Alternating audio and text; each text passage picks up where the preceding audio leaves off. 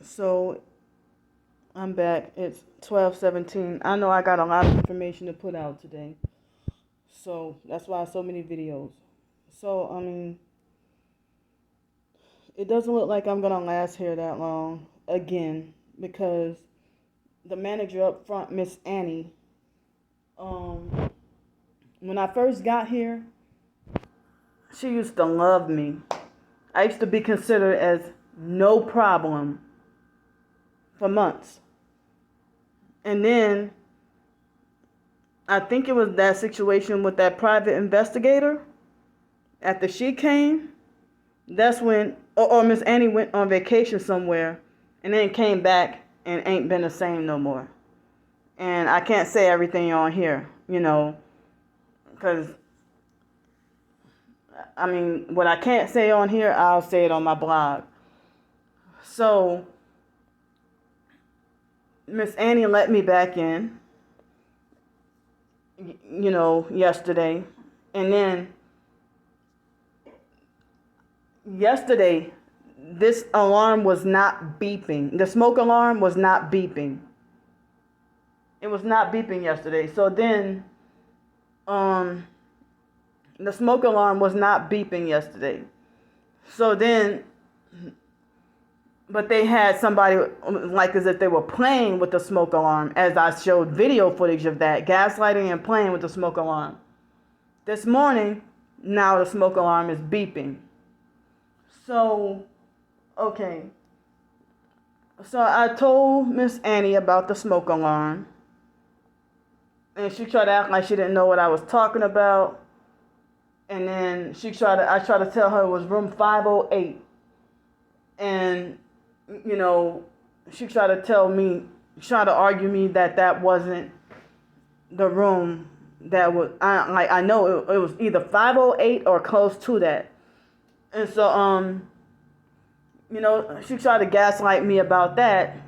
And so then, and it was something else I tried to talk to her about, and she got an attitude with me. Oh, yeah, so I don't even know if the gang stalkers, if they have a supernatural way to deactivate my phone card. Because I tried to not put it next to my, not the phone card, I meant to say the hotel room card. And so I don't even know if the gang stalker supernaturally deactivated it, because I tried as best as I could to keep it away from my phone. And so today, the hotel room card, the key, it deactivated, and so she got an attitude with me and said, she said, keep the key away from your phone. And she said it was such a disgusted, like an attitude, like she was just disgusted with me. Very, disgusted with me.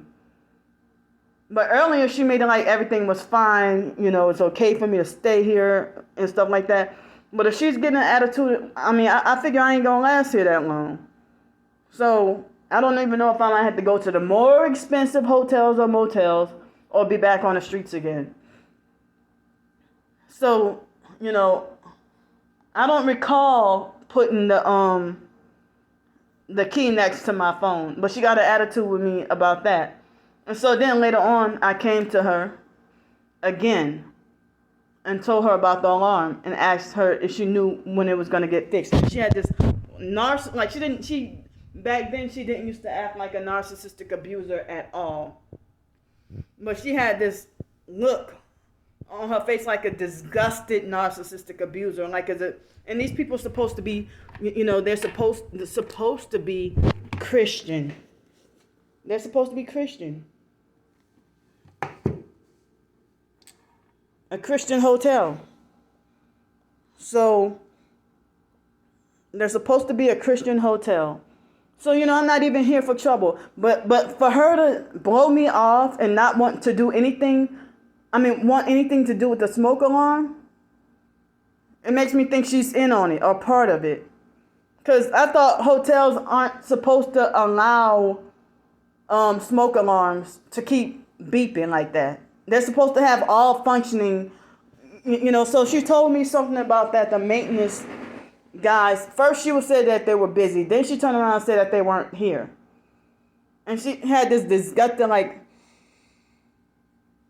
kind of looked like she was just disgusted with me. And I said, I apologize. I don't mean to bother you again. And when I asked her about the smoke alarms, I'm like, when are they going to fix it? She's like, with an attitude, like, why? Why?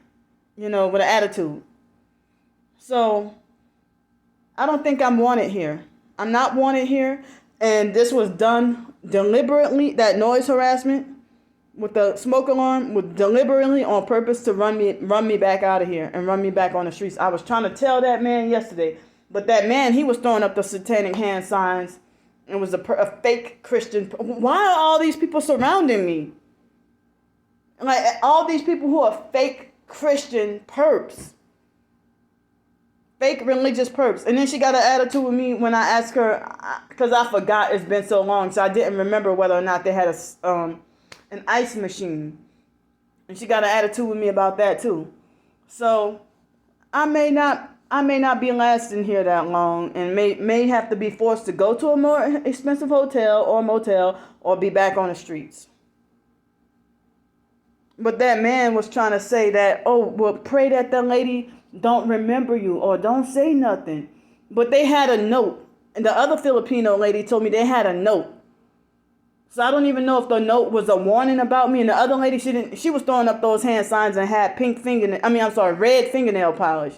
And so she refused to tell me what the note was about me. So she called up Miss Annie and notified her about me being there. And so Miss Annie let me back in.